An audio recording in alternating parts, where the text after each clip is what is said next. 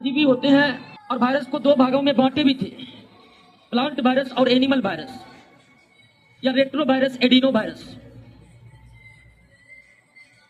आज एक नए वायरस से आप लोगों को परिचित करवा रहे हैं और इसका नाम है बैक्टीरियोफेज या बैक्टीरियोफाज भी पढ़ लीजिए, कोई दिक्कत नहीं।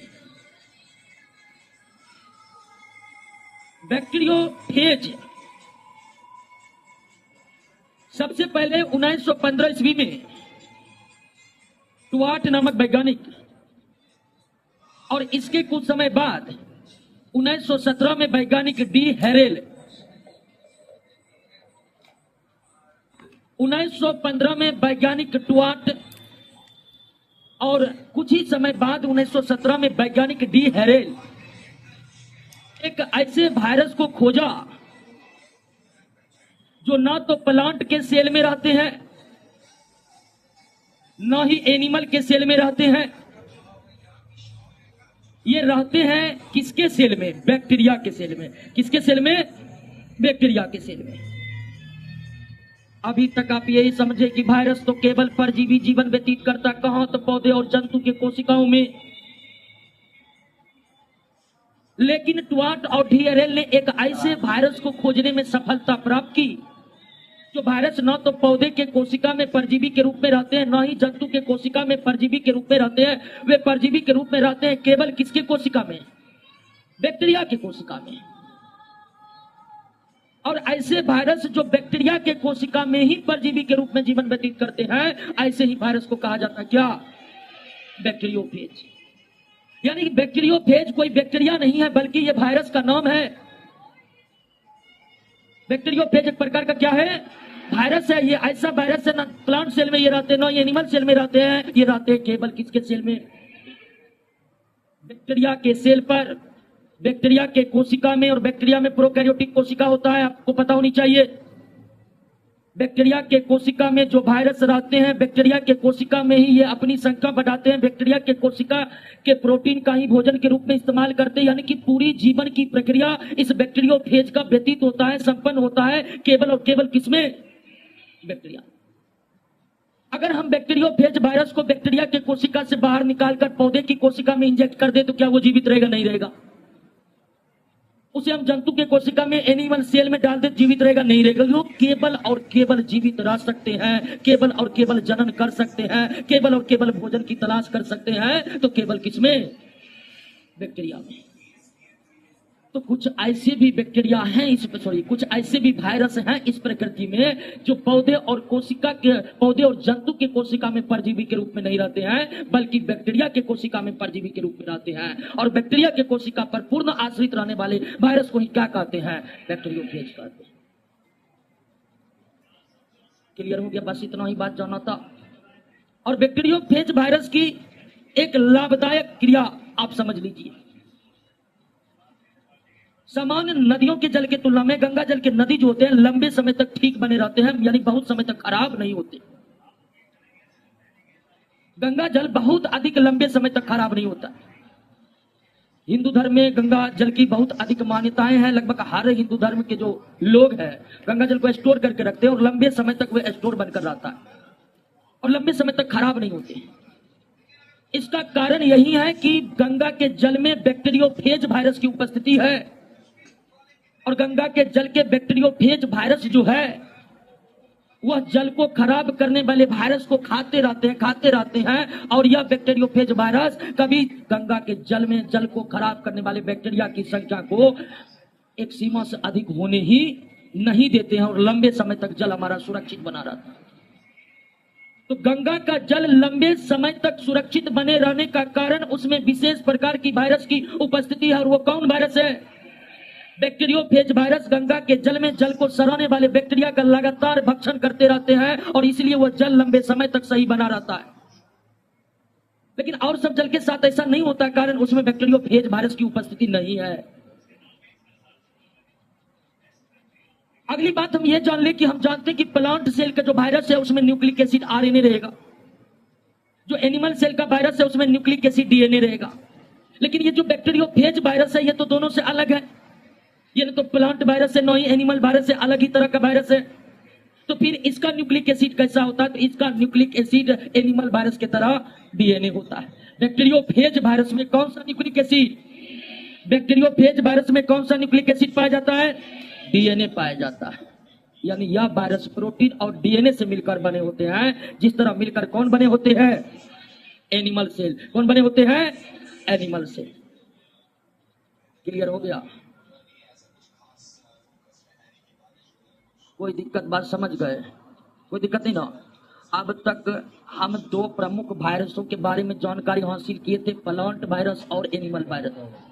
जो वायरस प्लांट के कोशिका में ही परजीवी जीवन व्यतीत कर सकते हैं वो प्लांट वायरस हुआ। जो केवल एनिमल के सेल में ही परजीवी जीवन व्यतीत कर सकते हैं एनिमल। लेकिन ट्वाट और डीएरएल ने एक ऐसे वायरस की खोज की जो केवल और केवल किसके कोशिका में परजीवी के बैक्टीरिया के सेल में ही परजीवी के रूप में जीवन व्यतीत कर सकते हैं। ऐसे वायरस जो केवल बैक्टीरिया के शरीर में ही परजीवी जीवन व्यतीत कर सकते, बाहर और कहीं नहीं कर सकते, उस वायरस को क्या कहते हैं? बैक्टीरियोफेज। बैक्टीरियोफेज वायरस का कौन सा न्यूक्लिक एसिड होता है? डीएनए। बैक्टीरियोफेज वायरस का कौन सा न्यूक्लिक एसिड होता है? डीएनए। गंगा जल में किस वायरस की उपस्थिति है? बैक्टीरियोफेज। बस इसके बारे में इतना ही जानना है। इस वायरस से रोगों का कोई खतरा तो है ही नहीं, क्योंकि ना तो ये एनिमल में रोग फैलाएंगे ना ही ये प्लांट में रोग फैलाएंगे, क्योंकि दोनों में ये नहीं पाए जाते हैं। क्लियर हो गया? बात समझ गए? बैक्टीरियोफेज को पढ़ लीजिए एक बार, तब हम एक नए सूक्ष्म जीव में आएंगे। एक क्वेश्चन आ रहा है, समुद्र के जल में कौन सा वायरस रहता है? समुद्र के जल में कौन सा वायरस रहता है? इसका भी चेकिंग चल रहा है दोस्तों, ठीक है? इसलिए घर पर बैठकर क्लास के बाद सारा समय घर पर बैठकर पढ़ने में व्यतीत कीजिए दोस्तों। बैठकर खड़ा खड़ा पढ़ा नहीं जाता है। अब आते हैं दोस्तों अगला सूक्ष्मजीव बैक्टीरिया पर।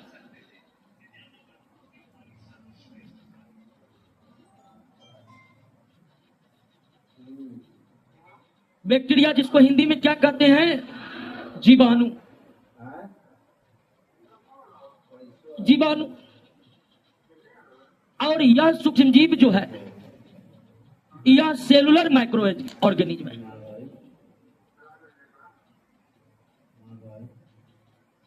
बैक्टीरिया कैसा सूक्ष्मजीव है? सेलुलर। अब तक जितने भी हम पढ़े हैं तीन सूक्ष्मजीव के बारे में, सब नन सेलुलर था। किसी का कोशिका, किसी का बॉडी कोशिका से नहीं बना था। लेकिन बैक्टीरिया एक सेलुलर माइक्रो ऑर्गेनिज्म है। सेलुलर माइक्रो ऑर्गेनिज्म यानी इसका बॉडी कोशिका का बना होता है। लेकिन बैक्टीरिया यूकैरियोटिक सेल का नहीं, बल्कि किस सेल का? प्रोकैरियोटिक सेल का बना होता है। किस सेल का बना होता है?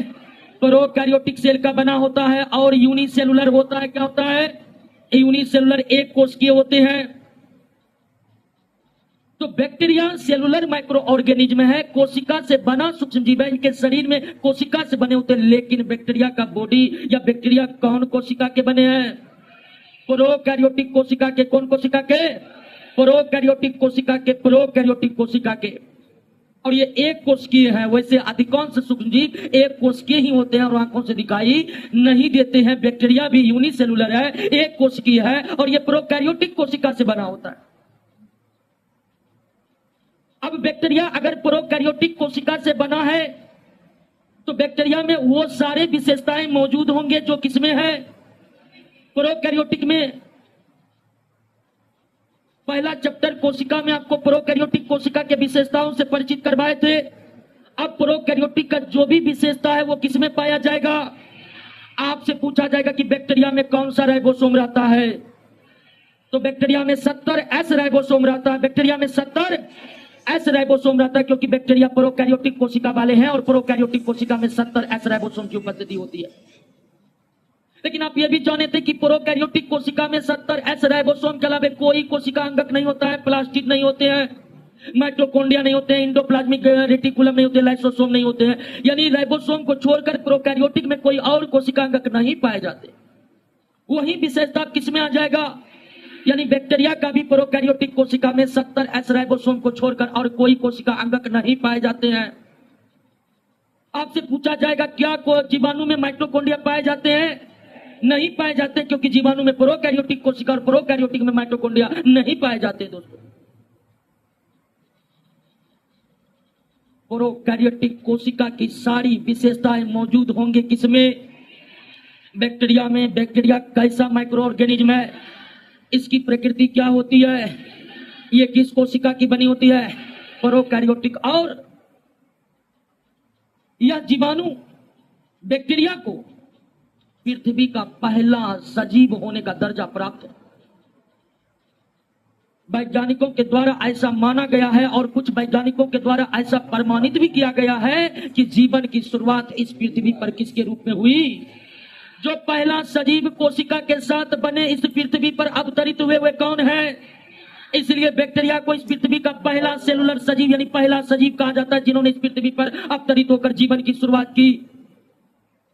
हालांकि बैक्टीरिया से पहले इस पृथ्वी पर वायरस आकर के अपना वर्चस्व कायम कर चुका था, लेकिन फिर भी वायरस को हम पूरी तरह से सजीव नहीं कह सकते, क्योंकि उनमें कोशिका नहीं है दोस्तों। और सजीव की महत्वपूर्ण परिभाषा यह है कि उसका शरीर कोशिकाओं से बना होना चाहिए।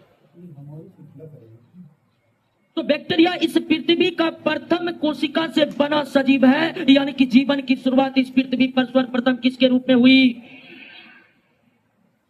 इतना बड़ा दर्जा प्राप्त है।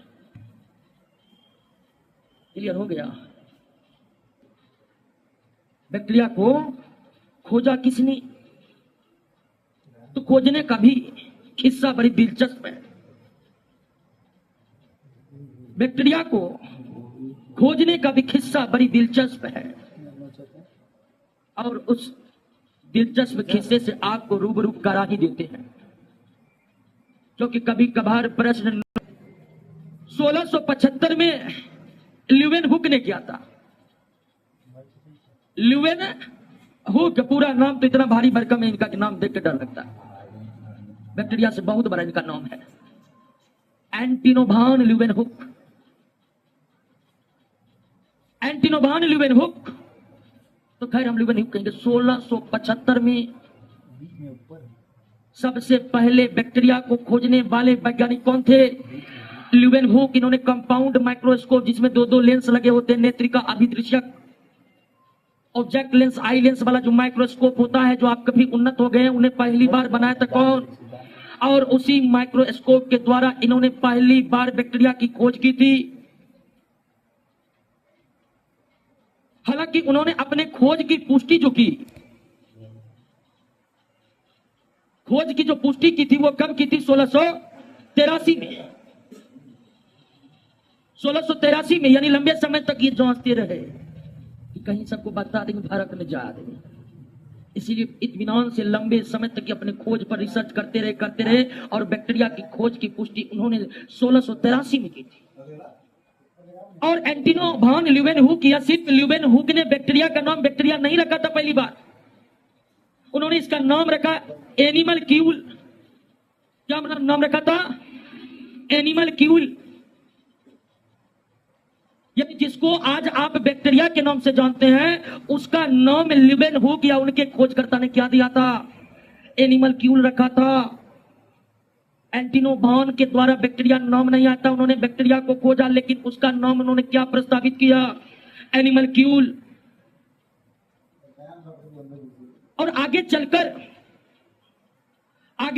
1829 में एक वैज्ञानिक आए, एहरेनबर्ग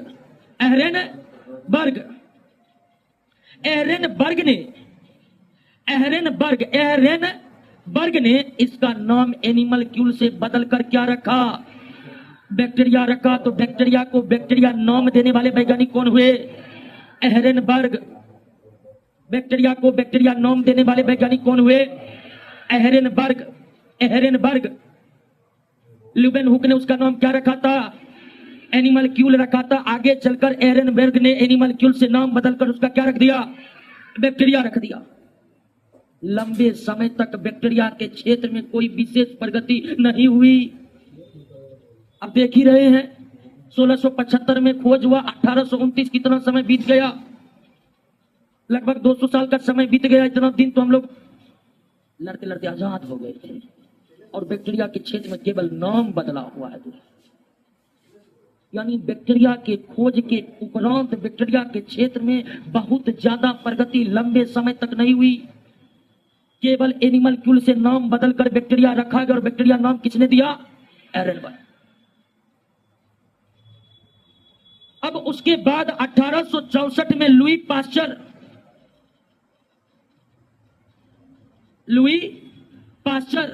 और 1876 में रॉबर्ट कोच। 1864 में लुई पास्चर, 1876 में रॉबर्ट कोच। सो रहा है जी, एडमिशन नहीं लिया कि सो रहे हैं जी, इसका उल्टा उसको क्या उसमें हाँ काहे सीट बर्बाद कर रही है। ठीक है, बैठ के कोई पढ़ेगा ना बढ़िया से। सो रहे हैं 1864 में लुई पास्चर और 1876 में रॉबर्ट कोच। इन्होंने एक थ्योरी का प्रतिपादन किया जिसका नाम है germ theory of disease. Germ theory of disease. Germ theory of disease का प्रतिपादन सर्वप्रथम किसने किया? उसके बाद किसने किया? हाँ, दोनों ने किया। लेकिन आपसे पूछेगा कि जर्म थ्योरी ऑफ डिजीज का प्रतिपादन किसने किया? Louis Pasteur. और ऑप्शन में लुई पास्चर नहीं है तो ऑप्शन में दोनों है तो किसको मारेंगे? जैसे क्वेश्चन आ गया कि जर्म थ्योरी ऑफ डिजीज का प्रतिपादन किसने किया, तो पहला आंसर लुई। लेकिन आगे चलकर यही थ्योरी को फिर से प्रतिपादित किया कौन? लेकिन पहली बार लुई पास्चर नहीं किया। अब ये थ्योरी में क्या था दोस्तों? क्या था? बहुत कुछ नहीं था। ये germ theory of disease, germ theory of disease दुनिया के लोगों को बताया, दुनिया के लोगों को बताया कि सूक्ष्म जीव रोगों को फैलाते हैं, सूक्ष्म जीव रोगों को फैलाते हैं। यानी जब जर्म थ्योरी ऑफ डिजीज पेश हुआ लुई पास्चर और रॉबर्ट कोच के द्वारा कुछ समय अंतराल में, तभी जाकर दुनिया के लोगों को पता लगा कि ऐसे ऐसे जीव जो आंखों से नहीं दिखते हैं वो भी रोगों को फैला सकते हैं। जर्म थ्योरी ऑफ डिजीज जब नहीं आया था, किन्हीं को यह जानकारी नहीं थी कि सूक्ष्मजीव रोग भी फैला सकते हैं। तो जर्म थ्योरी ऑफ डिजीज की सबसे बड़ी उपलब्धि यह रही दोस्तों कि यह जीव, यह थ्योरी यह बताने में, यह समझाने में लोगों को कामयाब हुआ कि सूक्ष्मजीव क्या करते हैं, रोगों को फैलाते हैं। सूक्ष्मजीव क्या करते हैं?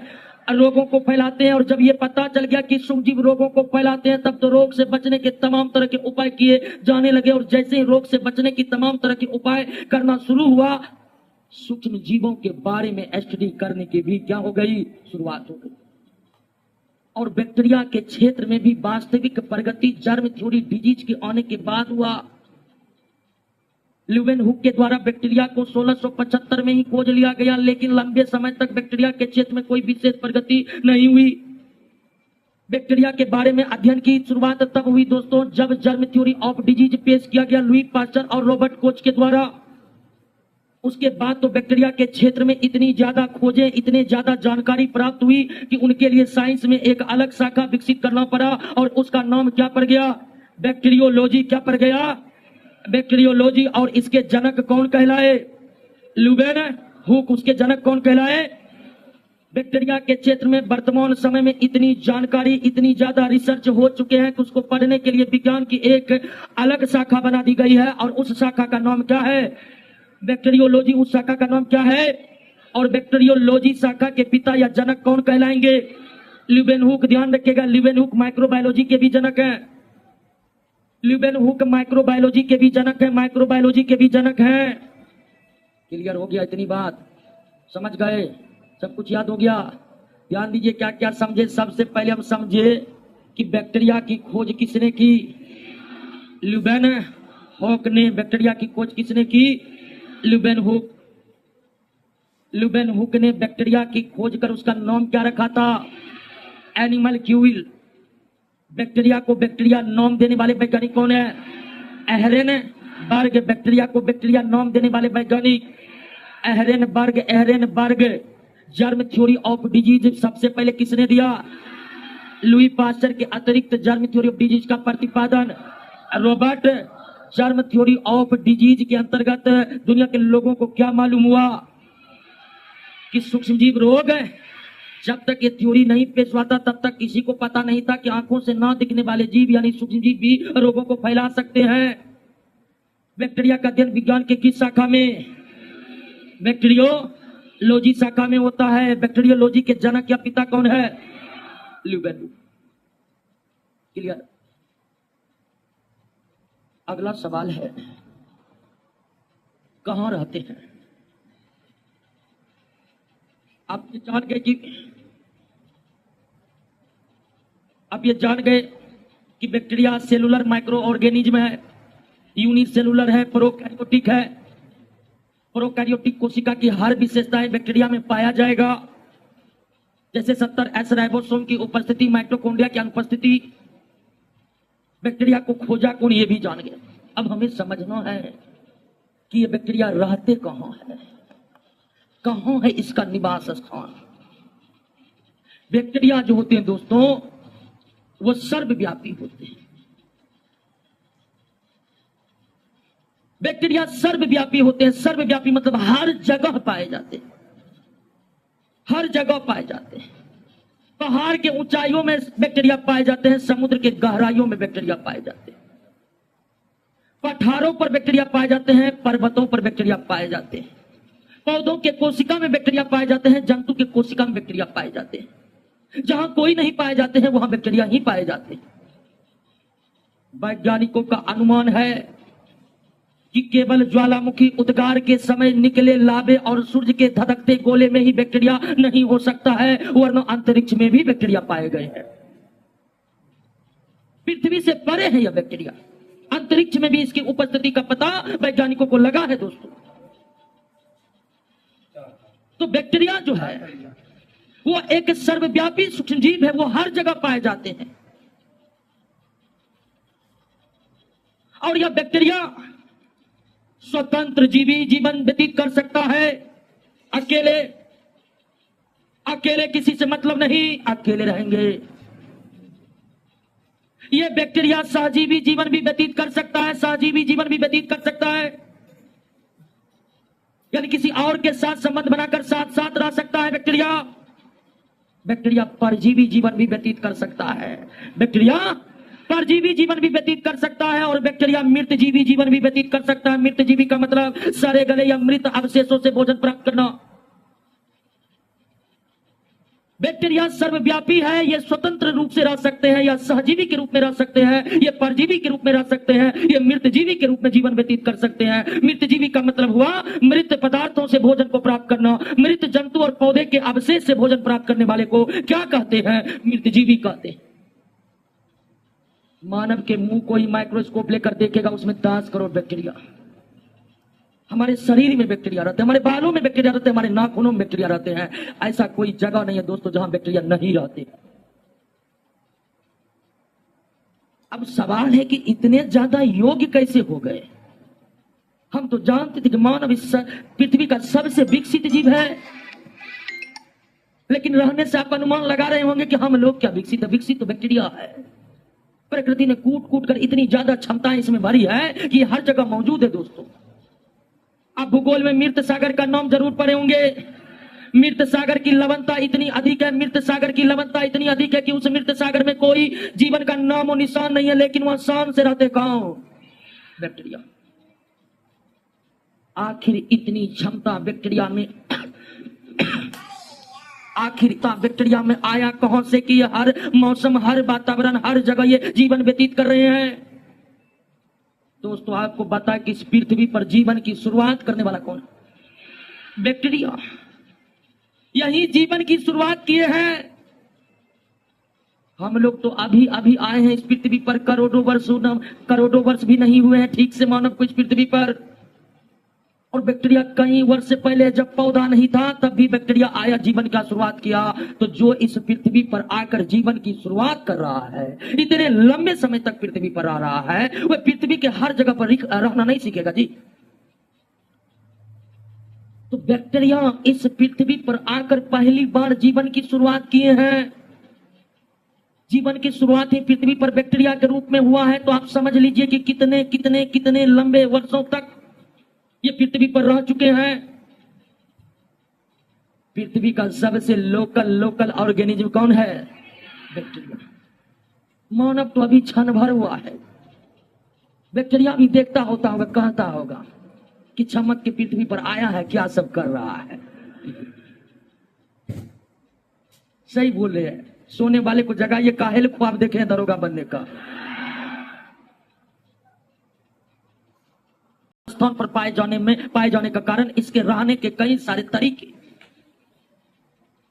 अब अगला सवाल हम राकेश कुमार जी का ही लेते हैं कि बैक्टीरिया कितने प्रकार के होते हैं।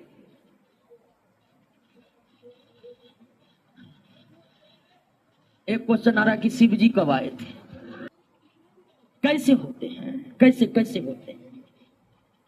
अब तक हमारे वैज्ञानिकों ने बैक्टीरिया की 2000 जातियों का पता लगा चुका है। 2000 अलग अलग बैक्टीरिया की जातियां, और वैज्ञानिकों का अंदाज है कि ये 20,000 से भी अधिक प्रकार के बैक्टीरिया इस पृथ्वी के वातावरण में मौजूद हो सकते हैं। लेकिन पता लगा है 2000 अलग अलग अलग अलग बैक्टीरिया का, अलग अलग बैक्टीरिया के जातियों का। अगर कंफ्यूजन हो रहा है कि 2000 अलग अलग जातियां, ये क्या बला है, सब तो बैक्टीरिया है। नहीं, बैक्टीरिया की भी अलग अलग जातियां हैं। कुछ बैक्टीरिया है जो सहजीवी जीवन व्यतीत करते हैं। जो बैक्टीरिया सहजीवी जीवन व्यतीत करते हैं वो परजीवी नहीं कर सकता है। बैक्टीरिया की कुछ जातियां परजीवी जीवन व्यतीत करते हैं, यानी दूसरे के शरीर पर ही आश्रित रहते हैं। और जो बैक्टीरिया परजीवी जीवन व्यतीत कर सकता है वो स्वतंत्र जीवी जीवन व्यतीत करने के लायक नहीं है। और जो बैक्टीरिया स्वतंत्र जीवी जीवन व्यतीत करते हैं वो उसी तरह जीवन व्यतीत करेगा, उसमें परजीवी और सहजीवी रहने की क्षमता नहीं है। और जो बैक्टीरिया मृतजीवी जीवन व्यतीत करता है वो सिर्फ वही कर सकता है, उसे सहजीवी या स्वतंत्र जीवी रहने की क्षमता नहीं है। तो बैक्टीरिया के अंदर भी कई कई प्रकार के बैक्टीरिया है, जिसमें हमारे वैज्ञानिकों ने 2000 बैक्टीरिया के जातियों का अब तक पता लगा चुका।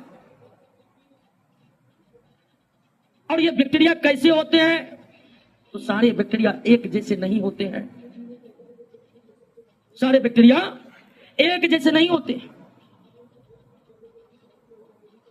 कुछ बैक्टीरिया गोल होते हैं जिसे कहते हैं कोकस, कोकस या कोकाई। ऐसी बैक्टीरिया जिसकी आकृति गोल होती है उसे क्या कहते हैं, कोकस। जिस बैक्टीरिया के नाम के आगे पीछे बीच में कोकस लगा हुआ, समझ जाइए उस बैक्टीरिया का आकार कैसा है, गोल।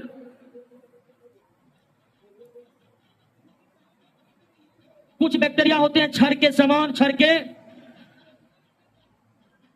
के समान। कुछ बैक्टीरिया की आकृति जो होती है वो छड़ के समान होती है। ऐसे बैक्टीरिया को कहते हैं बेसिलस। क्या कहते हैं, बेसिलस। गोलाकार के बैक्टीरिया को कोकस, छड़ के समान बैक्टीरिया को बेसिलस। जिस बैक्टीरिया के नाम के आगे पीछे या मध्य में बेसिलस लगा है, समझ जाए उस बैक्टीरिया की आकृति कैसा है, छड़ के समान है। किसके समान है, छड़ के समान है। कुछ बैक्टीरिया आपको सर्पिल आकृति का होता है, कुछ बैक्टीरिया सर्पिल आकृति का होता है। सर्पिल आकृति जैसे इस आकृति को सर्पिल कहते हैं। इस आकृति को क्या कहते हैं, सर्पिल आकृति।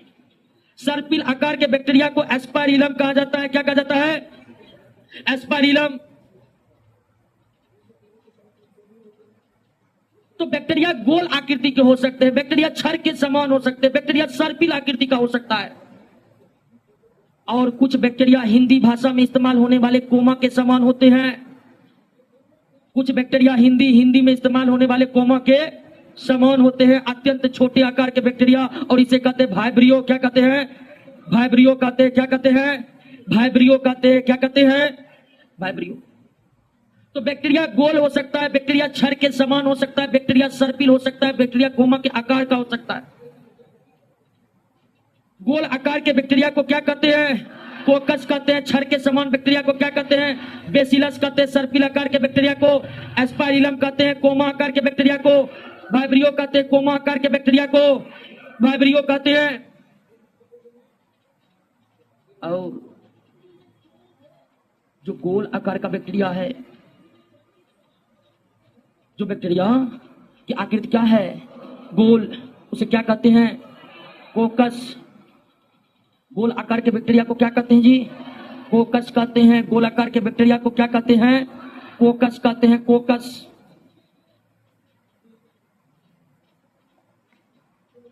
कोकस। और यह जो गोल आकार की बैक्टीरिया यानी कोकस बैक्टीरिया है, ये कई तरह से व्यवस्थित रह सकते हैं। गोल आकार के बैक्टीरिया कोकस कई तरह से व्यवस्थित रह सकते हैं, कई तरह से व्यवस्थित रह सकते हैं। अगर गोल आकार की बैक्टीरिया अकेले अकेले अकेले अकेले हैं तो उसे कहते हैं माइक्रोकोकस। क्या कहते हैं? माइक्रोकोकस। अगर गोल आकार का बैक्टीरिया दो दो के समूह में है, दो दो के समूह में है, अगर गोल आकार के बैक्टीरिया दो दो के समूह में, दो दो के समूह है, डिप्लोकोकस। क्या कहते हैं? डिप्लोकोकस। डिप्लोकोकस।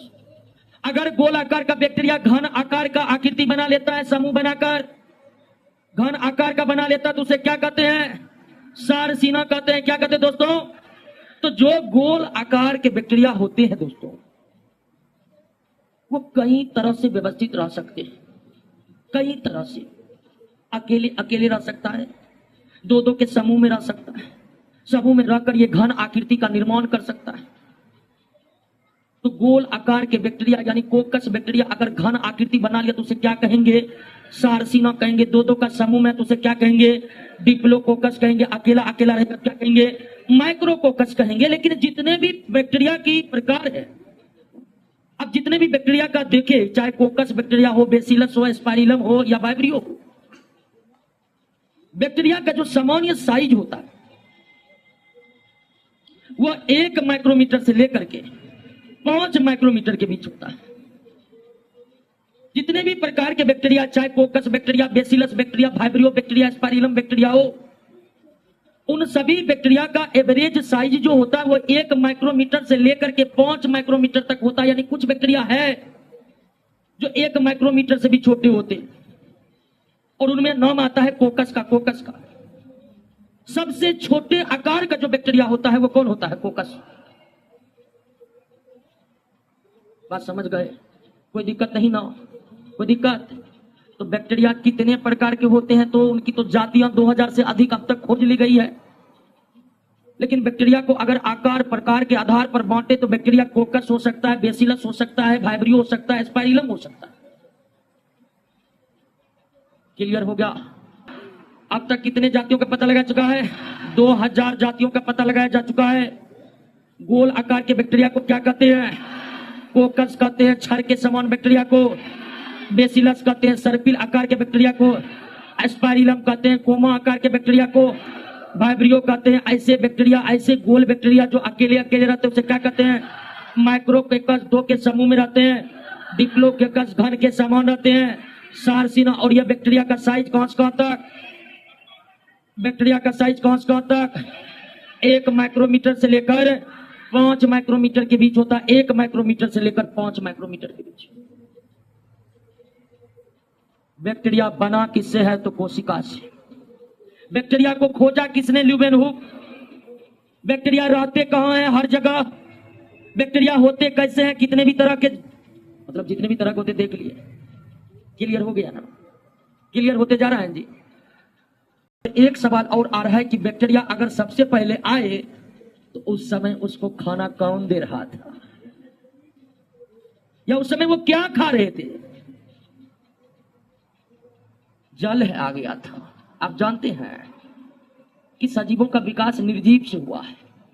इस पृथ्वी पर जीवन आने से पहले जल आ चुका था।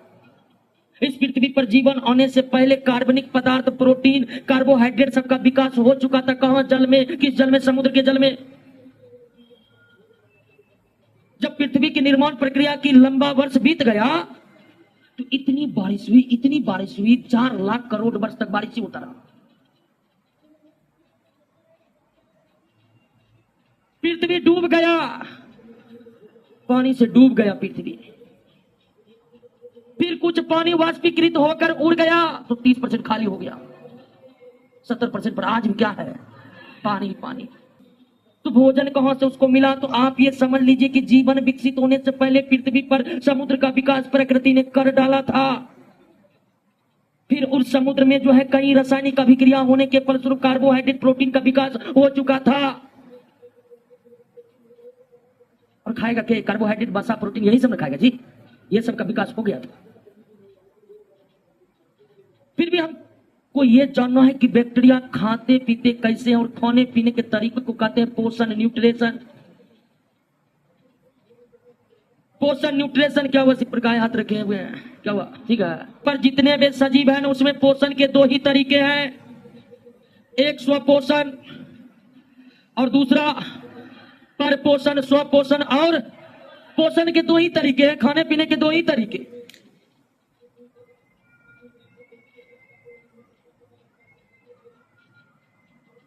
स्वपोषण और पर पोषण, ऑटोट्रॉपिक न्यूट्रिशन और हेटेरोट्रॉपिक न्यूट्रिशन। जब सजीव अपने भोजन के लिए किसी अन्य सजीव पर निर्भर नहीं रहता है तो उसे क्या कहते हैं, स्वपोषण। और जब सजीव को अपने भोजन के लिए किसी अन्य सजीव पर निर्भर रहना पड़ता है तो उसे क्या कहते हैं, पर पोषण कहते हैं। तो पोषण की दो ही विधि है, स्वपोषण मुख्यतः पौधे में होता है, पर पोषण मुख्यतः जंतु में होता है। स्वपोषण किसका लक्षण है, पौधे का। पर पोषण किसका लक्षण है, जंतु का। पोषण की दो ही विधि है। और बैक्टीरिया में दोनों तरह से पोषण होता है, बैक्टीरिया में स्वपोषण भी होता है और बैक्टीरिया में पर पोषण भी होता है। बैक्टीरिया में स्वपोषण भी होता है, बैक्टीरिया में पर पोषण होता है। और जिस बैक्टीरिया में स्वपोषण होता है वो किसके जरिए होता है, किसके जरिए होता है, यानी कुछ ऐसे भी बैक्टीरिया पृथ्वी के वातावरण में मौजूद है जो क्या कर सकते हैं, प्रकाश संश्लेषण।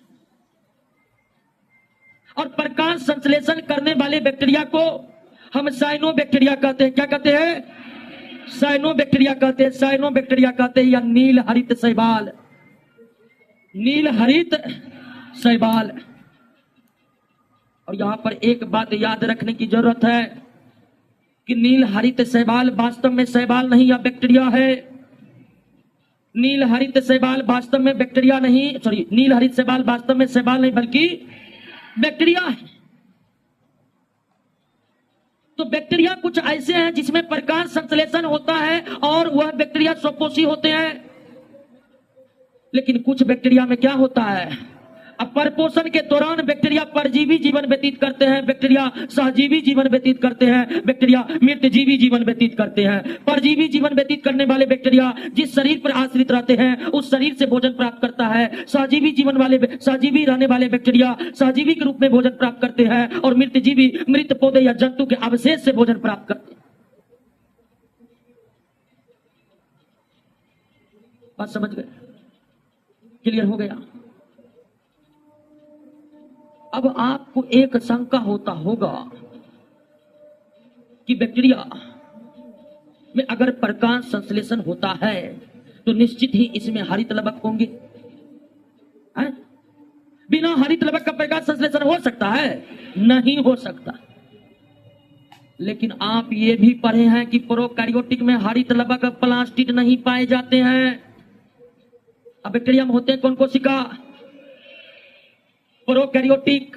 और प्रोकैरियोटिक में हरित लवक या प्लास्टिड या किसी भी प्रकार के प्लास्टिड पाए नहीं जाते हैं। तो बैक्टीरिया में हरित लवक नहीं होता है। बड़े बड़े पौधों में, बड़े बड़े पौधों में क्या होते हैं, क्लोरोप्लास्ट, क्लोरोप्लास्ट, जिसको हिंदी में क्या कहते हैं, हरित लवक। और इस क्लोरोप्लास्ट के भीतर में क्या होते हैं, क्लोरोफिल। इसे क्लोरोफिल ही कहते हैं या हरित वर्णक कहते हैं। बड़े बड़े पौधे जो देखते हैं या पौधे जो देखते हैं उसमें क्लोरोप्लास्ट होता है, उसके भीतर में क्लोरोफिल होता है। लेकिन बैक्टीरिया में क्लोरोप्लास्ट नहीं होता है, डायरेक्ट क्लोरोफिल होता है। बात समझ गए कि नहीं, समझिए कि नहीं समझिए। बैक्टीरिया में तो क्लोरोप्लास्ट का अभाव होता है लेकिन उसमें डायरेक्ट क्या होता है, क्लोरोफिल होता है। क्या होता है, क्लोरोफिल। बात समझ गए, कोई दिक्कत नहीं ना। एक क्वेश्चन और आ रहा है, बैक्टीरिया सांस कैसे लेते हैं? बैक्टीरिया सांस नहीं लेते हैं। और एक प्रश्न आ रहा है कि बैक्टीरिया और वायरस में अंतर क्या? अंतर आपको कुछ समझ नहीं आ रहा है। वायरस पढ़ लिए, बैक्टीरिया पढ़ रहे हैं, तो अंतर पता चल रहा है कि नहीं? बैक्टीरिया आखिर जनन कैसे करता है?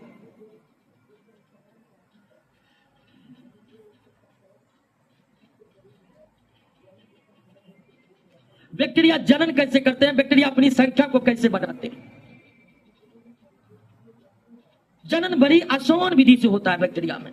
स्वाभाविक है कि जो सजीव सर्वप्रथम आकर पृथ्वी पर जीवन की शुरुआत कर रहे हैं, प्रकृति उसे प्रजनन करने का आसान रास्ता तो मुहैया कराएंगे ही कराएंगे। तो प्रजनन जो बैक्टीरिया में होता है वो सबसे प्रजनन के जो सबसे आसान तरीके हैं, प्रजनन के जो सबसे सिंपल रास्ता है, सबसे सरल रास्ता है, बैक्टीरिया उसी को अपनाता है। चंदन पटेल का एकदम सही आंसर आया है। बैक्टीरिया में एसेक्सुअल रिप्रोडक्शन होता है, अलैंगिक जनन होता है। बैक्टीरिया में कैसा जनन होता है? जनन के भी दो तरीके हैं, एसेक्सुअल और सेक्सुअल। ऐसा रिप्रोडक्शन जिसमें दो बॉडी भाग लेते हैं, एक मेल और दूसरा फीमेल। प्रजनन की इस विधि को क्या कहते हैं? सेक्सुअल, लैंगिक जनन। लेकिन एक अकेला जीव ही अपने जैसे जीव को पैदा कर दे तो उस प्रजनन को हम क्या कहते हैं? अलैंगिक। एक अकेला जीव जब अपने जैसे जीव को उत्पन्न कर दे तो प्रजनन की इस विधि को कहते हैं अलैंगिक। और जब प्रजनन हेतु दो अलग अलग बॉडी, मेल और फीमेल की आवश्यकता पड़े तो उसे कहते हैं लैंगिक। बैक्टीरिया में लैंगिक जनन नहीं होते। लैंगिक एक कॉम्प्लेक्स रिप्रोडक्शन है, जटिल जनन है। बातचीत करेगा। अलैंगिक जनन यानी बैक्टीरिया में कोई मेल फीमेल नहीं होता है। सब बैक्टीरिया को क्षमता है कि बैक्टीरिया पैदा कर सके। और अलैंगिक जनन भी कई तरह के होते हैं, अलैंगिक जनन भी कई तरह के होते हैं। और इस बैक्टीरिया में जो अलैंगिक जनन होता है वो विखंडन विधि से होता है। किस विधि से? विखंडन विधि से, फिजन प्रोसेस से। अब विखंडन विधि बड़ी आसान है। यह है बैक्टीरिया, बीज से होगा पतला और टूट करके कितना बन गया? कभी कभी टूट करके 1000 भी बनता है। हो गया, प्रजनन कर लिया बैक्टीरिया, बीज से पतला हुआ, टूट गया। और एक से प्रजनन की इस विधि को क्या कहते हैं? या अलैंगिक जनन की इस विधि को क्या कहते हैं? क्या कहते हैं? विखंडन। बात समझ गए? कोई दिक्कत? तो बैक्टीरिया के बारे में सब कुछ समझ में आया। बैक्टीरिया किससे बने हैं? प्रोकैरियोटिक कोशिका से। और प्रोकैरियोटिक कोशिका क्या है? पढ़ चुके हैं पहला चैप्टर में। बैक्टीरिया का खोज किसने किया? ल्यूवेनहॉक ने। ये बैक्टीरिया रहते कहां है? सर्वव्यापी है। बैक्टीरिया कैसे कैसे होते हैं? विभिन्न प्रकार के, छर आकार के, सर्पिल आकार के, कोमा आकार के, गोलाकार के। बैक्टीरिया में पोषण किस विधि से होता है? दोनों विधि से होता है, स्वपोषण और। ऐसे बैक्टीरिया जो प्रकाश संश्लेषण करते हैं उसे क्या कहते हैं? साइनो बैक्टीरिया कहते हैं। क्या कहते हैं? बैक्टीरिया में प्रजनन किस विधि से होता है? अलैंगिक विधि से होता है। बैक्टीरिया में अलैंगिक प्रजनन भी किस विधि से होता है? विखंडन विधि से होता है। अब ये सब कुछ समझ गए कि नहीं? बैक्टीरिया बना कैसे है? क्लियर हो गया। बैक्टीरिया रहते कहां है? क्लियर हो गया। बैक्टीरिया को खोजा किसने? यह भी क्लियर हो गया। बैक्टीरिया दिखता कैसे है? यह भी क्लियर हो गया। बैक्टीरिया खाता पीता कैसे है? यह भी क्लियर हो गया। बैक्टीरिया बच्चे पैदा कैसे करते हैं? यह भी क्लियर। अब क्या क्लियर होगा? अब बताइए, कुछ क्लियर होने का रह गया है? दोस्तों अभी तो पूरा का पूरा बचा है, कुछ भी क्लियर नहीं हुआ। ये तो बैक्टीरिया का इंट्रोडक्शन था जो आपको दे रहे थे कि आप बैक्टीरिया के सारा इंट्रोडक्शन को ठीक तरह से समझ लिए।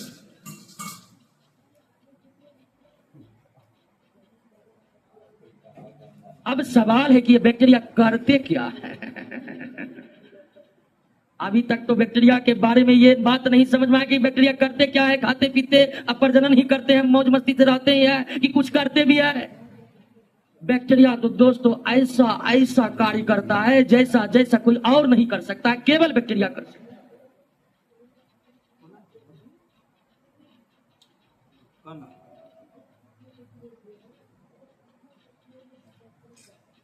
बैक्टीरिया क्या हुआ जी?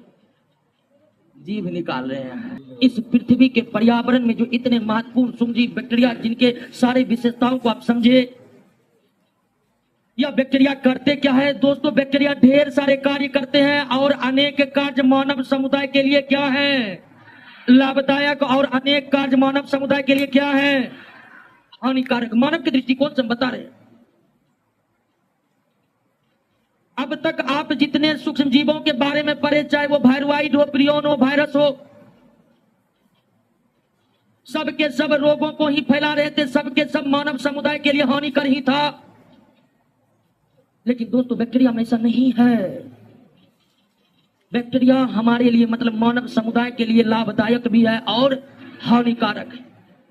लाभ तो इनके ऐसे ऐसे हैं, बैक्टीरिया के लाभ तो ऐसे ऐसे हैं कि अगर वो लाभ वो प्रॉफिट मानव समुदाय का प्राप्त ना हो तो मानव का इस पृथ्वी पर से अस्तित्व ही मिट जाएगा। ऐसे ऐसे लाभ है। तो चर्चा तो दोनों का करना पड़ेगा, लाभ का चर्चा करना पड़ेगा, हानि का भी चर्चा करना पड़ेगा कि आखिर अगर बैक्टीरिया से लाभ है तो वो कौन कौन से लाभ है और बैक्टीरिया से हानियां है तो कौन कौन से हानियां हैं। तो पहले लाभ का जिक्र कर ले या हानि का? आप जो बोलिएगा उसी का करेंगे। लाभ, बिल्कुल, profit is the first priority of इन। पहले हम लाभ का ही चर्चा कर लेते हैं। वैसे भी वायरस वाला हानि नहीं है, वायरस तो सिस्टम ही हैंग करता है। फैला दिया रेबीज, अमेरिका तक में इलाज नहीं होगा। अंबानी के बेटा को भी रेबीज होगा तो उसका भी उपाय है, मरेगा, और किसी और को भी रेबीज होगा वो भी मरेगा। एग्जाम्पल दिए। सबसे बड़ा लाभ है कि बैक्टीरिया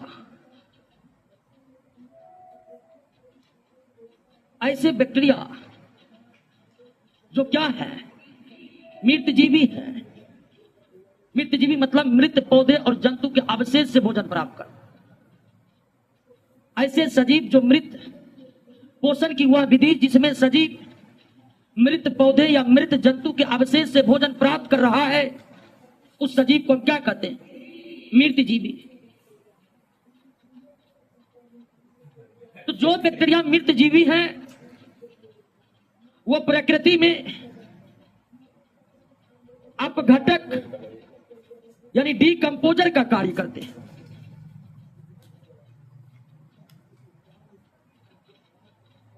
प्रकृति में जो बैक्टीरिया क्या है, मृतजीवी हैं, वे अपघटक का कार्य करते हैं। बहुत निंदा रहा जी।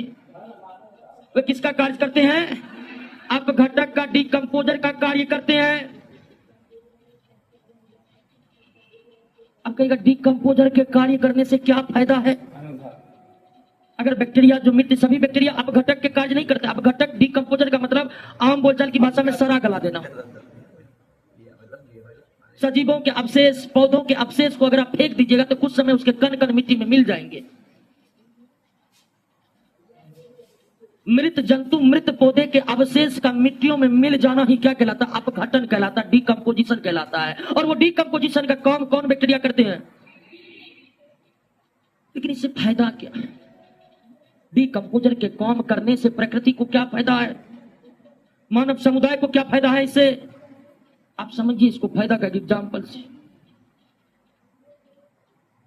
आप जानते होंगे शरीर के स्वस्थ विकास के लिए लोहा की पर्याप्त मात्रा शरीर में होना आवश्यक है। उसकी कमी से एनीमिया जैसे रोग होते हैं। शरीर के स्वस्थ विकास के लिए लोहा की आवश्यक, खा लीजिएगा जी,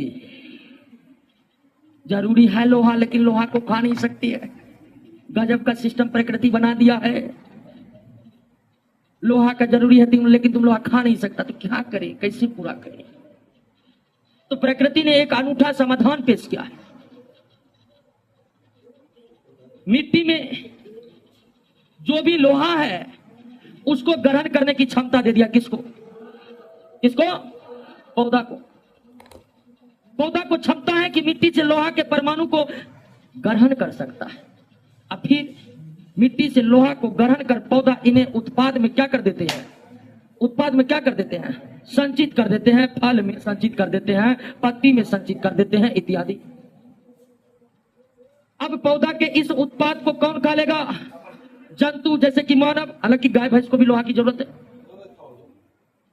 जंतु खा लिया और लोहा की कमी क्या हो जाती है? पूरी हो जाती है। तो हमें जो खनिज लवणों की आवश्यकता है, जैसे कि लोहा, उसे हम डायरेक्ट ग्रहण नहीं कर सकते हैं, बल्कि हम पौधे के उत्पादों को जब ग्रहण करेंगे तो वो सब खनिज हमें प्राप्त होगा और पौधे मिट्टी से वो सब खनिज को ग्रहण किया रहेगा। बात समझ गए? अरे मास्क खोल लो नहीं तो दम्मा हो जाएगा, दरोगा से पहले मेडिकल जो है। ठीक है, उतना गर्मी है, फरफरा नहीं रही जी मास्क लगा के। ध्यान दीजिए, तो जंतु को भिन्न भिन्न प्रकार के खनिज लवण की प्राप्ति कैसे हुई देख लिए। जंतु को भिन्न भिन्न खनिज लवणों की प्राप्ति कैसे हुई देख लिए। पौधे के उत्पादों से, पौधे के उत्पादों से। अब पौधे के उत्पादों से जंतु को मिल गया। अब जंतु एक दिन उसका उपयोग किया, मर गया। मर जाने के बाद उसके शरीर को जो है, ये जो सूक्ष्म जीव है, बैक्टीरिया, ठीक है, ये फिर डिकम्पोज करके कहां मिला दिया जाता है? मिट्टी में। कहां मिला दिया जाता है? मिट्टी से। और इस तरह से जो मिट्टी से लिया गया अंततः वो मिट्टी में पहुंच गया। जब जंतु मर गया तो उसके शरीर पृथ्वी पर, पृथ्वी की जमीन पर पड़ा रहा और फिर बैक्टीरिया ने उसे डिकम्पोज करके मिट्टी में क्या किया? मिला। इससे क्या हुआ? इससे यह हुआ कि पौधे जो हुए, पौधे मिट्टी से जितना लिए और पुनः मिट्टी में क्या हो गया? आ गया। ये चक्र सदा चलते रहता है, सदा ये चक्र चलते रहता है। अगर ये चक्र टूटेगा तो एक दिन हमारी मिट्टी खनिज लवण विहीन हो जाएगी। और अगर मिट्टी खनिज लवण विहीन हो जाएगा तो फिर क्या होगा? आप समझ ही रहे होंगे। तो बैक्टीरिया का सबसे महत्वपूर्ण काम है कि ये हमारे प्रकृति में किसकी भूमिका निभाते हैं। और अपघटक मृत पौधे को भी और मृत jंतु के भी अवशेष को डिकम्पोज कर मिट्टी में मिलाते हैं, ताकि मिट्टी से जो पोषक तत्व निकले हैं उसकी पुनः आपूर्ति मिट्टी में हो सके। बात समझे कि नहीं समझे? मिट्टी से जो कुछ भी लिया गया है वो मिट्टी में पुनः आपूर्ति कराते कौन? अगर अपघटक नहीं रहेंगे तो मिट्टी से जो कुछ भी लिया गया है वो पुनः मिट्टी में लौट कर नहीं आएंगे, मिट्टी बंजर हो जाएंगे। उसके बाद क्या हो जाएंगे? सिर्फ आप अंदाजा लगा लीजिए। क्लियर बात समझ में आ गई? कोई दिक्कत? अब बैक्टीरिया के दूसरे प्रमुख कार्यों पर चर्चा करते हैं। पहला लाभदायक कार्य देखे बैक्टीरिया का, कि जो बैक्टीरिया मृत जीवी है वे किसकी भूमिका अदा करते हैं। जो बैक्टीरिया मृत जीवी है वो किसकी भूमिका अदा करते हैं? किसकी? अपघटक का। और अपघटक मिट्टी के पोषक तत्वों को पुनः मिट्टी में भेजने का कार्य करते हैं। अपघटक मिट्टी से लिए खनिजों को पुनः मिट्टी में डालते हैं। अगर ये काम नहीं होगा भूमि बहुत जल्द ही बंजर हो जाएगी, भूमि जल्द बंजर आ जाएगी। एक क्वेश्चन आ रहा है कि घोड़े काटने से रेबीज हो सकता है? हाँ, हो सकता है। अब ध्यान दीजिए, एक क्वेश्चन आ रहा है कि प्लास्टिक को सड़ा गला नहीं सकता। प्लास्टिक नहीं, अपघटक जंतु और पौधे के अवशेष को सड़ाने गलाने का काम करते हैं। प्लास्टिक से क्या मतलब आपका? तो प्लास्टिक भूमि से लोहा खींचा है। Any problem? दूसरा कार्य तो ऐसा है कि आप कहिएगा, क्लास में कहिएगा बैक्टीरिया जिंदाबाद। ऐसा कार्य बैक्टीरिया का। आप जानते हैं इस पृथ्वी पर जंतुओं का अस्तित्व पौधों के अस्तित्व के साथ जुड़ा हुआ है। इस पृथ्वी पर जंतु, मानव सभी के अस्तित्व पौधे के अस्तित्व से जुड़ा हुआ है। पौधे के अस्तित्व अगर समाप्त हो जाए तो क्षण भर में ही जंतु का अस्तित्व समाप्त हो जाएगा, क्योंकि आप जानते हैं कि वायुमंडल में 21% ही ऑक्सीजन है। आपको लगता होगा कि इतना ऑक्सीजन हम लोग सांस में लेते हैं, खत्म होता काहे नहीं है? फिर भी 21%, दादों के जमाने में 21%, आज भी 21%। क्या राज है? राज है पृथ्वी पर पौधा की उपस्थिति। आप जितना लेते हैं पौधा उतना छोड़ देते हैं। हम जितना ऑक्सीजन लेते हैं उतना पौधा छोड़ देता है वायुमंडल में, और 21 का 21% बना रहता है। पौधों का रहना इस पृथ्वी पर जंतुओं के अस्तित्व के लिए नितांत आवश्यक है। लेकिन पौधे रहेंगे उसके लिए उन्हें पोषक तत्व चाहिए, पौधे को भी पोषक तत्व चाहिए। और पौधों को अपने स्वस्थ जीवन जीने के लिए 17 पोषक तत्वों की आवश्यकता होती है। 17 पोषक तत्वों की आवश्यकता होती है। और पौधे को 17 पोषक तत्व में सबसे ज्यादा जिसकी आवश्यकता है, सबसे ज्यादा जिसकी आवश्यकता है वो कौन है? नाइट्रोजन। पौधे को स्वस्थ जीवन जीने के लिए 17 पोषक तत्व चाहिए। 17 पोषक तत्व में जो पौधे को सबसे ज्यादा चाहिए वो क्या है? नाइट्रोजन सबसे ज्यादा चाहिए। तो आपको लगेगा कोई दिक्कत नहीं, 78% नाइट्रोजन रखे हम लोग किस लिए? पौधे के लिए ही। पौधा ले नाइट्रोजन जितना लेना है, लेकिन पौधे वायुमंडल के 78% स्वतंत्र नाइट्रोजन को लेने में सक्षम नहीं है। पौधे वायुमंडल से नाइट्रोजन को ग्रहण नहीं करते हैं। पौधे वायुमंडल से सिर्फ कार्बन, हाइड्रोजन और ऑक्सीजन को ही ग्रहण करते हैं। बाकी 14 जो बच गया, 14 पोषक तत्व पौधा केवल मिट्टी से ही ग्रहण करेगा। 17 पोषक तत्व में कार्बन, हाइड्रोजन, ऑक्सीजन ही पौधे वायुमंडल से ग्रहण करते हैं। बाकी 14 पोषक तत्व पौधे कहां से ग्रहण करते हैं? मिट्टी से। नाइट्रोजन भी पौधे को चाहिए, मिट्टी से, वायुमंडल से नहीं। सबसे ज्यादा जरूरत है नाइट्रोजन को, कोई कमी भी नहीं है ऊपर में, लेकिन वे पौधा लेगा ही नहीं। क्यों? उतनी शक्ति है ही नहीं। तो प्रकृति उतार दिया किसको? बैक्टीरिया को। ऐसे ऐसे बैक्टीरिया हैं हमारे प्रकृति में जो वायुमंडल के स्वतंत्र नाइट्रोजन को, वायुमंडल के स्वतंत्र नाइट्रोजन को, वायुमंडल के स्वतंत्र नाइट्रोजन को नाइट्रेट, ठीक है, और नाइट्राइट, NO2 को क्या पढ़ते हैं? नाइट्राइट। और इसे क्या पढ़ते हैं? NO3 को क्या पढ़ते हैं? नाइट्रेट। NO2 को क्या पढ़ते हैं? प्रकृति में ऐसे कई बैक्टीरिया है जो वायुमंडल के स्वतंत्र नाइट्रोजन को नाइट्रेट और नाइट्राइट में कन्वर्ट करने की क्षमता रखते हैं। और ये बैक्टीरिया नाइट्रोजन को नाइट्रेट और नाइट्राइट में कन्वर्ट करके उसे मिट्टी में मिला देते हैं और फिर मिट्टी से पौधे का जड़ इसे क्या कर लेता है? ग्रहण कर लेता है। वायुमंडल के स्वतंत्र नाइट्रोजन को नाइट्रोजन के यौगिक नाइट्रेट और नाइट्राइट में बदलना नाइट्रोजन फिक्सेशन कहलाता है। क्या कहलाता है? नाइट्रोजन फिक्सेशन कहलाता है। नाइट्रोजन फिक्सेशन कहलाता है, यानी नाइट्रोजन स्थिरीकरण कहलाता है। क्या कहलाता है? यानी बैक्टीरिया नाइट्रोजन फिक्सेशन का कार्य करते हैं। बैक्टीरिया नाइट्रोजन फिक्सेशन का कार्य करते हैं, नाइट्रोजन स्थिरीकरण का कार्य करते हैं। वायुमंडल के स्वतंत्र नाइट्रोजन को नाइट्रोजन के यौगिकों में कन्वर्ट करने की प्रक्रिया को ही नाइट्रोजन स्थिरीकरण कहते हैं। और यह कार्य कौन करता है? नोट में ऐसे बैक्टीरिया के नाम भी दिए हुए हैं, एक बार आप पढ़िएगा। क्लियर हो गया? तो नाइट्रोजन स्थिरीकरण समझे, प्रकृति में अपघटक के कार्य को समझे। ये दोनों ही काम बड़ी महत्वपूर्ण है बैक्टीरिया के। अगर ये कार्य नहीं हुआ तो क्या लगता है प्रकृति बचेगी? बचेगी? नहीं बचेगी, मिट जाएगी कि मिट जाएगी। अगर नाइट्रोजन स्थिरीकरण नहीं हुआ तो पौधे को नाइट्रोजन नहीं मिल पाएंगे। अगर अपघटन का काम नहीं हुआ तो पृथ्वी लाशों के ढेर से भर जाएंगे।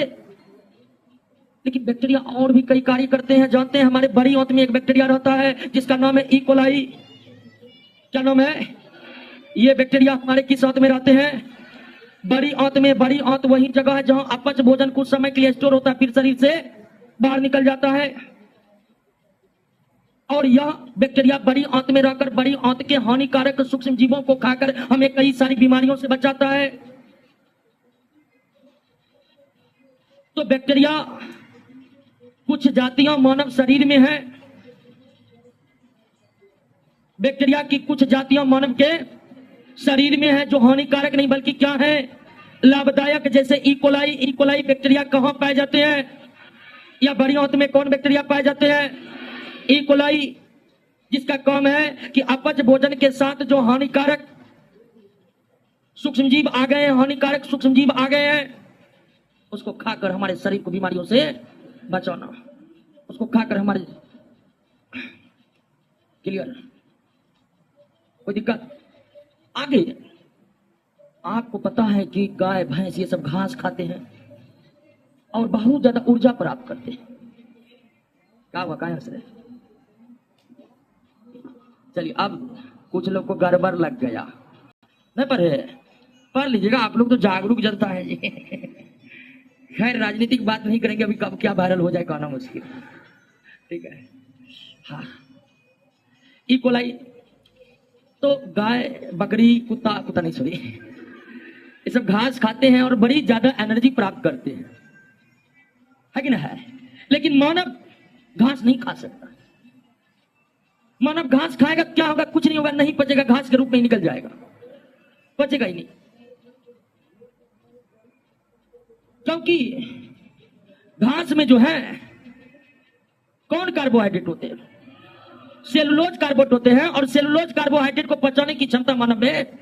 लेकिन जो मवेशी घास खाते हैं वे सेलुलोज को पचाने की क्षमता रखते हैं, और घास खाने वाले जीव घास के सेलुलोज कार्बोहाइड्रेट को पचाने की जो क्षमता रखते हैं वो बैक्टीरिया के कारण घास खाने वाले जितने भी जीव है उसके आंत में कुछ खास प्रकार के बैक्टीरिया रहते हैं जो किसको पचा देता है। तो हर घास खाने वाले जानवरों के आंत में, अमाशय में खास प्रकार के बैक्टीरिया रहते हैं जिनमें सेलुलोज कार्बोहाइड्रेट पाया जाता है। सेलुलोज कार्बोहाइड्रेट पाया जाता है और सेलुलोज कार्बोहाइड्रेट को वो बैक्टीरिया पचाने में उन जानवरों को मदद करता है। वो बैक्टीरिया हमारे शरीर में नहीं है तो हम लोग भी घास खाकर उसे पचाने की क्षमता रखते। तो बैक्टीरिया का चौथा लाभदायक काम है कि ये घास खाने वाले जीवों के घास के सेलुलोज को पचाने में मदद करता है। अब आप ये सोच रहे होंगे कि वो बैक्टीरिया जो मवेशी, घास खाने वाले मवेशी के आंत में, उसको निकाल कर हम अपने पेट में डाल देंगे और उसके बाद घास को पचा लेंगे। दोस्तों, यहां पर वो बैक्टीरिया को निकाल कर मानव के आंत में दे दिया जाएगा, नहीं रह पाएगा। एक अनुकूलन शब्द आप सुने होंगे। इस बैक्टीरिया का अनुकूलन मवेशियों के आंत में ही है। जिस तरह पेंगुइन को मुसल्लफपुर हाट लाने पर पेंगुइन रास्ता में दम तोड़ देगा दोस्तों, वही हाल ही बैक्टीरिया का होगा मानव के आंत में डालने पर। तो ये बैक्टीरिया से हम काम नहीं चला सकते। बैक्टीरिया का और भी कई फायदे हैं, आप पढ़िए। बैक्टीरिया से दूध से दही को बनाया जाता है। कौन बैक्टीरिया जी? लैक्टो। बैक्टीरिया से राइपेनिंग का कार्य लिया जाता है। किसका? राइपेनिंग। पनीर और मक्खन में विशेष प्रकार के सुगंध को भरना क्या कहलाता है? राइपेनिंग कहलाता है। राइपेनिंग किसके सहायता से करवाया जाता है? बैक्टीरिया के सहायता से। मक्खन और पनीर में विशेष प्रकार की सुगंधी भरना राइपेनिंग कहलाता है। और राइपेनिंग का कार्य किस सूक्ष्म जीव के सहायता से होता है? बैक्टीरिया के द्वारा केवल मक्खन और पनीर के ही सुगंध को नहीं बढ़ाए जाते हैं, बल्कि चाय पत्ती और तंबाकू के भी सुगंध को बढ़ाए जाते हैं। आप तंबाकू के भी ढेर सारी क्वालिटी देखे होंगे। कुछ तंबाकू इतने ज्यादा खुशबूदार होते हैं, खाएगा यहां सुगंध मारेगा एकदम 400 मीटर दूर। क्या जी? हाँ, रजनीगंधा जो खाते हैं पता चलता। आप लोग टेंशन नहीं ले, खैनी खाने वाले बिरादरी से बात हो रही थी, ठीक है। वैसे खैनी खाना अच्छी बात नहीं है, लेकिन इसका मतलब यह नहीं कि ये बुरी बात है। क्या? तो तंबाकू जो उच्च क्वालिटी के होते हैं, जो काफी ज्यादा सुगंधित होते हैं, जानते हैं, उसे बैक्टीरिया के सहारे ही सुगंध को इनहेंस किया जाता, बढ़ाया जाता। चाय पत्ती जो बड़े महंगे होते हैं, सुगंधित होते हैं, बैक्टीरिया के सहायता से उसे सुगंधित किया जाता है। चाय पत्ती और तंबाकू में सुगंध भरने के प्रक्रिया को टैनिंग कहते हैं। क्या कहते हैं? टैनिंग कहते हैं। क्या कहते हैं? टैनिंग। बैक्टीरिया के सहायता से चाय पत्ती और तंबाकू में सुगंध को बढ़ाना टैनिंग कहलाता है। क्या कहलाता है? टैनिंग। मक्खन और पनीर में सुगंध को बढ़ाना क्या कहलाता है? राइपेनिंग। और सबसे बड़ा लाभ कि वर्तमान समय में 90% से भी अधिक एंटीबायोटिक जीवाणुओं से बनाए जा रहे हैं, बैक्टीरिया से बनाए जा रहे हैं। यानी बैक्टीरिया मेडिकल इंडस्ट्री का रीढ़ है, रीढ़ की हड्डी है। वर्तमान समय में अधिकांश एंटीबायोटिक 90% से,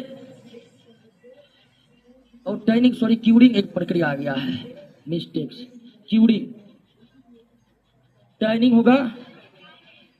और ये चमड़े, सॉरी, हाँ, क्यूरिंग कहते हैं। और टैनिंग जो है ना, ये भी बैक्टीरिया के द्वारा, लेकिन ये किससे संबंधित है?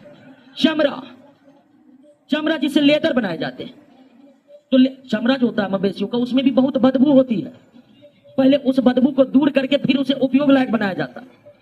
चमड़े की भी बदबू को दूर करने में बैक्टीरिया की सहायता ली जाती है, जिसे क्या कहते हैं? टैनिंग। टैनिंग का संबंध किससे है? और तंबाकू, चाय पत्ती में सुगंध बढ़ाना क्या कहलाता है? क्यूरिंग कहलाता है। क्या कहलाता है? बैक्टीरिया की मदद से तंबाकू और चाय पत्ती में सुगंध बढ़ाना क्या कहलाता है? बैक्टीरिया की मदद से चमड़ों से दुर्गंध को हटाना टैनिंग कहलाता है। क्लियर? राइपेनिंग कहलाता है। इन सभी कार्यों में किसका इस्तेमाल होता है? बैक्टीरिया। तो बैक्टीरिया का लाभ देख लिए, समझ में आया कि नहीं? 2 प्रमुख लाभ है, प्रकृति के अपघटक और नाइट्रोजन स्थिरीकरण। प्रकृति का अपघटक और नाइट्रोजन स्थिरीकरण, ये 2 प्रमुख कार्य है। तो बैक्टीरिया के लाभ पर हम चर्चा कर लिया दोस्तों। अब अगली क्लास में हम बैक्टीरिया के हानि पर चर्चा करेंगे। क्लास को देते यही विराम। दोस्तों, समझ में आया कि नहीं? बैक्टीरिया का कॉन्सेप्ट क्लियर होते जा रहा है ना? तो जहां तक पढ़ा दिया वहां रिवीजन करिएगा, प्रश्नों पर जाइएगा, पहला और दूसरा चैप्टर का रिवीजन कीजिएगा। मिलते हैं दोस्तों कल के शानदार क्लास में।